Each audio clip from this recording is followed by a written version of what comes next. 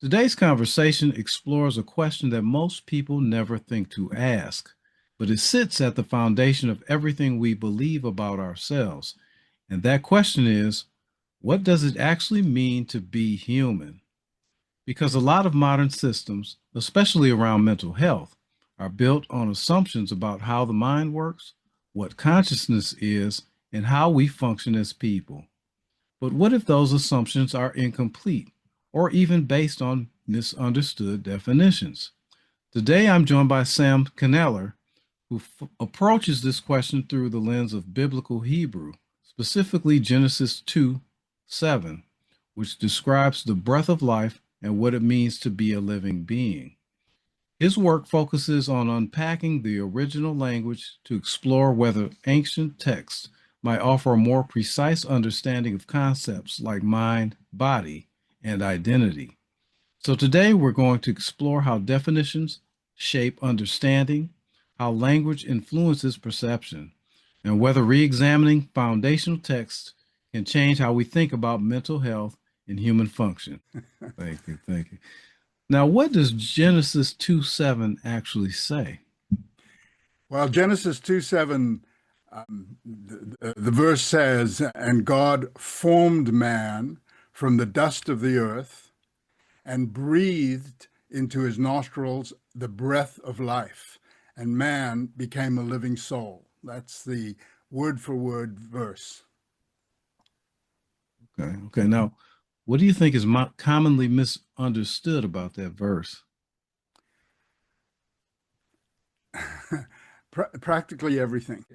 So we get now to Genesis 2, verse 7, and particularly the breath of life. And in Hebrew, that's nishmat chaim. In actual fact, in Hebrew, and here's already a little difference, it doesn't say the breath of life. It says the breath of lives, plural. Chaim, Elohim, God's, it's plural, you know. So the question, one question we could ask about Genesis 2:7 is, why does it say breath of life, plural?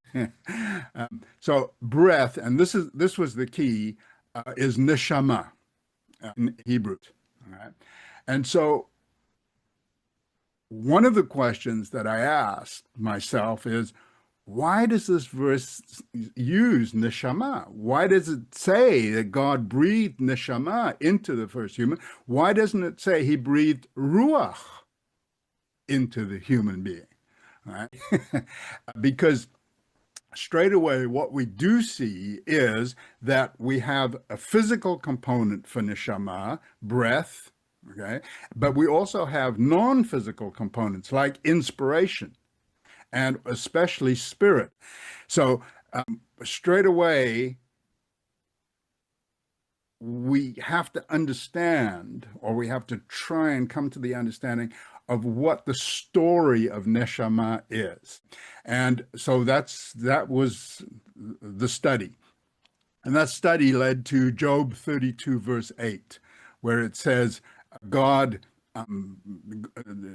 spirit, God gave the spirit, the ruach, and also his neshama, his breath, which gives us humans understanding. And so this is what the neshama does. It gives us understanding. It gives us comprehension. It gives us the ability to perceive. What neshama is, it's consciousness. And that is what Genesis 2:7 says. Right? And the consciousness that God imparted to that first human is his neshama. So it's God's consciousness. We have this divinity of this neshama, God's neshama in us, God's consciousness in us.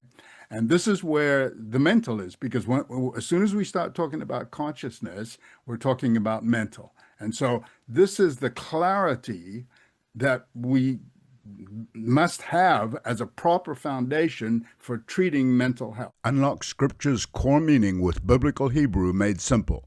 No reading, no memorizing. Get your free mini course now. theexplanation.com/naked.